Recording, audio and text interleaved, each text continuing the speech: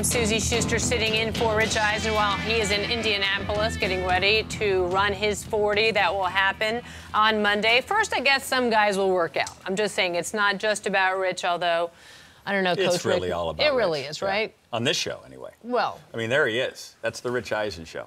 We should be able to say it's all about He's trimmed Rich. down since then. I want you to know that he's a little saw lighter. 185. I'm starting a program today. I think it's a generous weigh-in, but that's just me. I'm Susie Schuster in for Rich Eisen, joined by Rick Neuheisel and also a pair of Pro Bowlers in Ryan Kalil and Mercedes Lewis. And they join us now to talk about the Combine. Wait a minute, I've got breaking news and throwing it to Liz over in the Chris Command Center. A little bit of headlines. Little headlines, please, from Liz. Can we have that before we get to the Pro Bowlers? Of course. So Chris Bosh may miss the rest of the NBA season with blood clots in his lungs. Bosh was admitted to a Miami area hospital after complaining about discomfort in his chest. And while doctors are still waiting for test results, the treatment of such a condition frequently requires at least 6 months rest. Wow. Moving on to, as Susie, you previously mentioned, good news for those of us here in Los Angeles. Yesterday, the San Diego Chargers and Oakland Raiders announced that they are teaming up to build a $1.7 billion stadium in Carson, California, that they would share if they relocate to the Los Angeles market. But according to that statement, the two teams are also still working with officials in their San Diego and Oakland local markets to find acceptable solutions for their current stadium issues. And finally, the MLB speeds it up this morning by announcing that several rule changes aimed at speeding up the game for the upcoming season.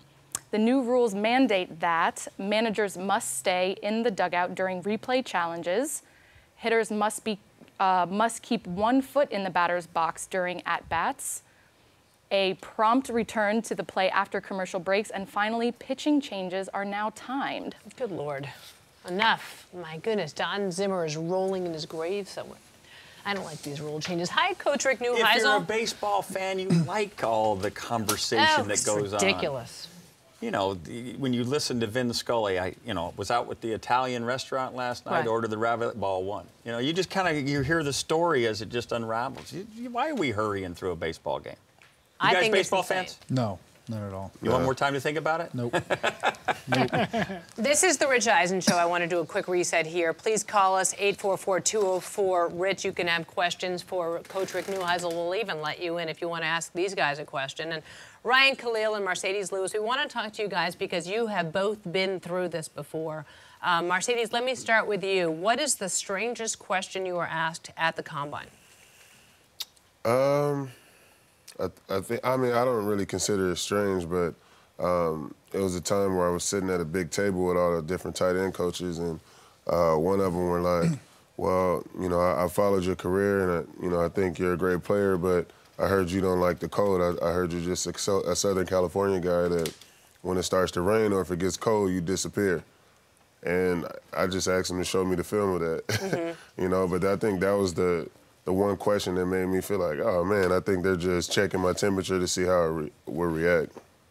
How about you, Ryan? Did anybody come at you with anything strange or I had a weird, like, Trojan on Trojan crime tactic that was put on me where they came to me and they said, we talked to some of your teammates and, they said you weren't very smart and that they had to help you with a lot of the calls and they named guys specifically. And so I went to approach some of my teammates, and before I could say anything, they're like, hey, man, why are you telling everybody that I'm not smart and I can't make any of the calls? So I think it was a little bit of, let's see if we can get one of these guys to throw each other under the bus. Obviously, none of that happens, and I make all the calls and obviously very smart and intelligent. I was going to ask Mercedes, because the tight end position is almost all but coming extinct in college football. So many spread offenses, guys lining up as wide receivers. Devin Funchess for Michigan, they don't know if he's a tight end or a wide receiver. As a tight end, a prototype tight end, you can do all the heavy lifting, if you will, run blocking, but also gifted receiver down the field. Do you see a lot of young people coming to the league that just have no idea what a tight end really is supposed to do? Yeah, I think so. I think, obviously, when I got into UCLA and as I went through my career and went to the NFL, it was more about, you know, what guys do you think could do it all? And it was more emphasis on can you run, can you catch, and can you block? And that's all I really knew, you know. And I think now it's more of just a fourth receiver, you know, and which is good if that's your cup of tea. But you know, obviously, I'm just fortunate enough to, you know, I was put in position to have to really focus on blocking the first part of my career, and maybe my fourth or fifth year was like, okay, we're gonna start throwing this guy the ball. Made my first Pro Bowl. And, you know, now I'm, you know, in my prime, and it's like I still have my legs because I wasn't running all the way down the field and doing all that type of stuff. And but I think, you know, now it's more of an emphasis on getting a pass-catching tight end. Suzy Schuster here on the Rich Eisen Show, sitting in for Rich Eisen. Coach Neuheisel is here with me for the entirety of the 3 hours. Ryan Kalil and Mercedes Lewis joined us in studio for this segment and for the next. And Ryan, I want to ask you about the mental preparation. I talked to Chris Carlisle a lot about getting you ready. He was your strength and conditioning coach at USC, now with Pete Carroll up in Seattle. We talked a lot about getting you ready mentally. What was it like for you preparing and then going through the combine? I think the biggest thing for me was asking a lot of older guys what to expect. And I think the more you can kind of prepare yourself for what that picture is going to be like, the less stressful it is, because it is this big, you know, dramatic sort of production that's put on, and now with what they do on the network, I mean, you see everything, and it's as big of a spectacle as you see there. So I think, like, the biggest thing for me is just to kind of reach out for guys. I think what's happening now, though, are coaches and organizations are getting upset because guys are more prepared for it, and I think you kind of take that element of surprise out of it that I think a lot of teams want to be able to see out of guys. If you were an offensive line coach or an NFL exec, what drill would you want to see that translates to the next level?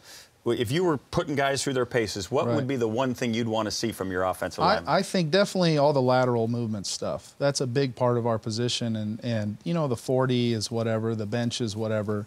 But if you can see a guy move and change directions, I think that's a big deal for that limited time that you have. And then I think the other important thing is really picking a guy's brain. I think the coaches who spend time really quizzing guys and asking them how much they know tells a lot about what they learned at the program they were at, but really kind of where they have as a starting point to build on.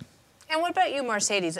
When you're standing there, getting measured, standing there in, you know, in your spandex outfit, you're ready. The guys are looking at your wingspan.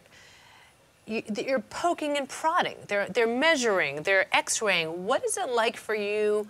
No one else understands. All of us listening across the country and watching on television, we're not in this position. Can you please take us here and let us know what this feels like? For me, I had a lot of anxiety. I felt like when you're training and getting ready for the combine, you're in your own element, in your own space. You're running faster. Your drills are a lot better when you have a group of guys and you're not under so much pressure. But you know you're getting ready for this just one moment. And once you get there, it's like cold feet. You're not as strong as you thought you were. Snow on the ground outside. It's ridiculous. Like, you start like second guessing yourself. And am I really ready for this? And why am I doing this? And all my friends back at home, they don't have to worry about stuff like this. They don't have this stress to worry about. And so I think it's a mind game, and sometimes you have to put things in perspective, that this is just what it is. And, you know, for me, it was just, I was nervous like the first couple of days, but, you know, once I understood that this is the process we have to go through, I was telling Suzy about the 15-minute interviews, right? How many did you go through? A lot. Do you remember the number? Did you didn't do all 32, did you? No, I didn't. Probably 12. And actually, I slept through one of them because I was so tired from all the prodding and poking and all the doctor stuff. Not the Carolina Panther one, I imagine. I slept through the Carolina Panther one, and I had 1 minute left with them. And they said, well, we have 1 minute to ask you a question. I guess the question we asked is, if we draft you, is this what we get to expect? You just have to show up late to all these meetings? So I remember calling my dad, and I said, well, you can scratch Carolina off the list. I'm definitely not going there. So go figure. And now look where you are, a Pro Bowler. We have a 60-second break. Can you guys stay put? We'll talk a lot more Combine when we come back. This is the Rich Eisen Show. So much more ahead. We'll talk pro football as well when we come back from the 60-second break.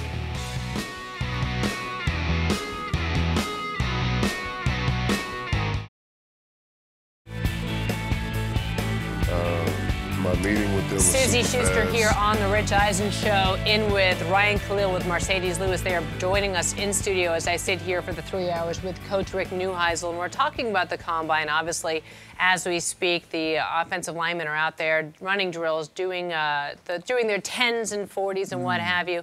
Tight ends will be out there, and that's why we are lucky enough to have you guys join us now. I guess, Chris Law, you're telling me the fastest 40 yet today for an offensive lineman? Ali Marpet from Hobart Statesman College ran it in a 4.98, fastest 40 today for one of the big guys. Nice. What was yours, Ryan Kalil? Unofficially 4.89. That's the one I tell the young guys when they come in, just to make sure. All you have to hear is one guy say it. That's your time forever. That's it. And I made sure to run it with my shirt on, too. That's the other thing, too. I try to tell all these guys, especially the bigger ones, listen, let's go ahead and keep the shirts on. You're not going to take off that much time. Did I tell you that? And also, for the rest of your life, we won't have internet photos that some of the older guys can use that are pretty bad. So that's the advice I try to give to guys. Let's keep the shirts on.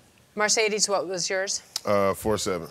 4.7. What gave you the most anxiety? You said you had anxiety. What test gave you the most anxiety? I think the 40 because I was behind Vernon Davis. And I mean, that guy, really. He's like a big running back or a short receiver, and the way he got out of there, like, I don't think I've ever seen that in person from somebody that big in my life. And he ran that like, I just remember he started and it was done, you know? And I think he was maybe like, I remember like in the middle of the pack, and I was like maybe 10 or 11. And so I was like, here we go. 4.3. Now I got to follow after him. He did the bench 30-some times. I ended up doing like 24. Vertical was like 41. I ended up doing like 38. Like, it was just, everything was like such a competition, and so 33 reps on the bench. it was crazy. That's with 225 pounds on it, by the way. You know, and I had spent the year doing so many Maryland games. I looked at Rich and I said, I told you so. The kid's insane. Yeah. I'm curious about you, though. You talked about having anxiety. What aspects gave you anxiety, Ryan Kalil? Did any of them? Talk to us about your experience. You know what? Actually, none of the testing stuff. It was actually the weigh-ins where they have the entire NFL in this one room, and you stand in line with all these guys in your underwear, and you just march in line, and they yell your name, and one at a time you get up on this scale like you're getting ready for a big boxing fight.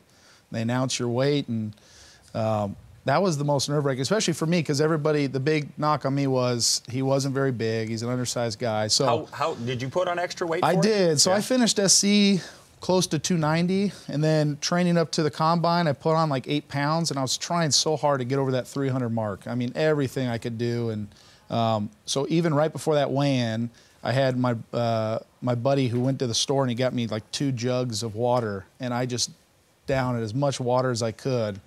Had to pee all day long, holding it for the whole thing. Crazy. And then as soon as they gave me my weight, I was 299. I didn't get 300. And you thought this was all glamorous. And I sprinted to the bathroom, and I just sat in there for like 2 minutes, relieved myself. And that was the most nerve-wracking thing, I think, for me, the whole Combine. This is quality See, this is television what right you now. learn on the Rich Eisen Show. I'm just saying, and I know Rich brings a certain flavor, but when we sit here, Rick Neuheisel, we learned about how long it took Ryan Kalil to go to the bathroom after chugging down 2 gallons I'm always of water. interested in talking to people who've been through this. What would you do to change it?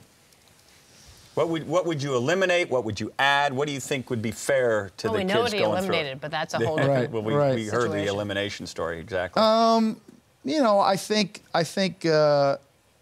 just to relax and just enjoy myself. You know, I think a lot of guys put on this pressure on themselves that in the span of a month or two, they're going to be so much stronger, so much bigger, so much faster, and you're already pretty much as fast as you're going to be, as but I strong think as you're I going to heard be. you say part of the design of it is to get you uncomfortable. Sure. To see how you respond that's exactly to uncomfortable right. That's exactly situations. right. So I think I wouldn't have put as much pressure on myself that I have to be the most incredible shape of my life. I think you're already at that. And the other part, too, is that the thing I hate about the Combine is you are training for non-football related things. Right. And I think the most important thing is how you are as a football player. So I think what I would have done a better job of, knowing what I know now, is I would have trained to be the best football player. I would have spent more time doing football drills than running a 40, than jumping, than trying to put on weight.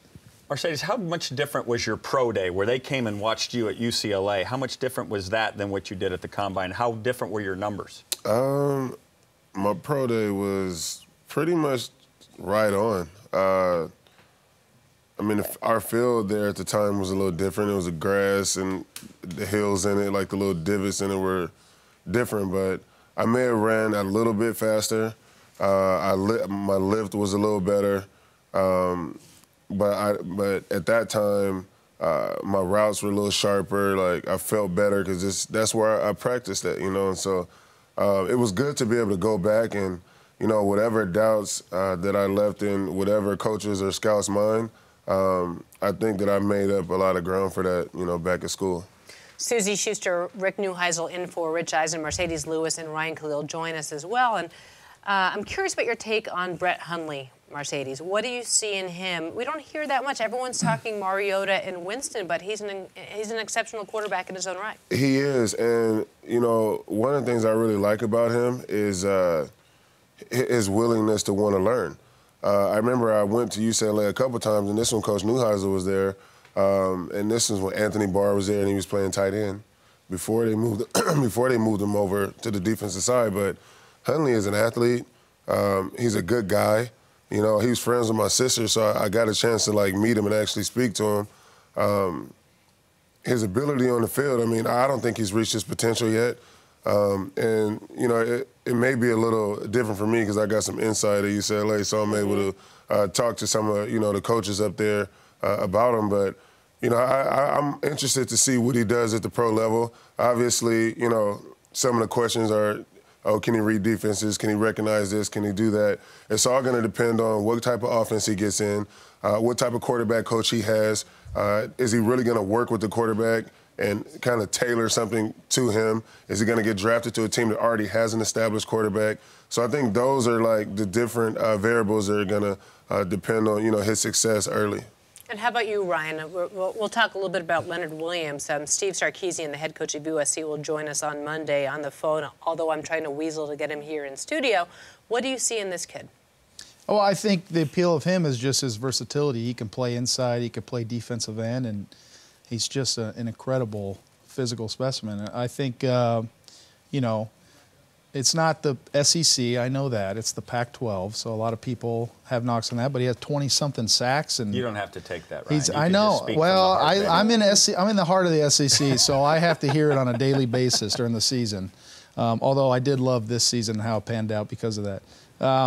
Yeah, I think he's incredible. I mean, 20-something sacks, a couple interceptions. Did you tell him to sleep through the Carolina Panther meeting, go and get there with 1 minute left so that maybe you don't have to block him at the next level? That's what I got to tell him, exactly. I think he's a special talent. I really do. I think he is, as you said, he's got great versatility. If he does nothing but get off the bus first, he's worth the price of admission. The guy is a fabulous player. As you look at the draft and you look at what the Carolina Panthers, give us what you think the Carolina Panthers need. Obviously, you've been playoff team the last couple of years. What do they need in this draft to get to the next level? Yeah, I think we've been young last couple of years, and I think that's by design. And so now you're starting to have some of those young guys in veteran positions. So I think if we can add a couple more explosive players, we can add an offensive lineman. Tackle's a big deal for us, obviously. Receiver, if we can get another guy in there. You know, losing Steve was a big deal. But the young guy, Kelvin, he's done a good job, and he's coming along, and he's getting better. And so we're very excited about him. And so if we can get somebody on the other side of him, I think we'll be pretty good. And how about you, Mercedes? What's the state of the Jags? I think we're really close. You know, some games we, you know, would lose by 6 points here, 5 points there. But I feel like we could use a right tackle. I think we need a couple more explosive guys on defense, playmaker guys that really can make a difference on defense. But our offense is still young. You know, we're bringing, you know, different pieces at receiver. I really think Blake Bortles is a really good quarterback, and he's gonna be really good. He's one of those guys that he asks questions when if he throws an interception, he'll come off, point the finger at him, and say, we'll get it next time. Like, he's that guy. And, you know, it was a guy that I played with when I first got drafted, and Dave Garrard, who was a really good quarterback, and he had that same mentality. So I think as long as he keeps that about him, you know, the sky's going to be the limit. Guys, I can't thank you enough for coming in studio. It's so nice to see you guys catch up with you. And to look like you got along with the UCLA USC thing. This is very I thought it was civil. amicable. Don't you think this Yeah, is that's very about as civil? close as we'll get. Come on, I know there's going to be a special coffee So we're shared cheering after on this. for Rich. So what does he have to run again? He's got to beat 598. How do you feel about that? He can do it. You think? He can do it. Any last-minute advice for him? He doesn't need it. You don't think? No, I don't think so. Mercedes, you? Breathe. Snoop said drop the tie and go with the bow tie. How do you feel about that? Man, I just talked to Snoop like maybe 2 months ago. Nice. Snoop's part of the UCLA now. It's ridiculous. Like, Freakish. The Rich Eisen Show, weekdays at noon Eastern. On Audience.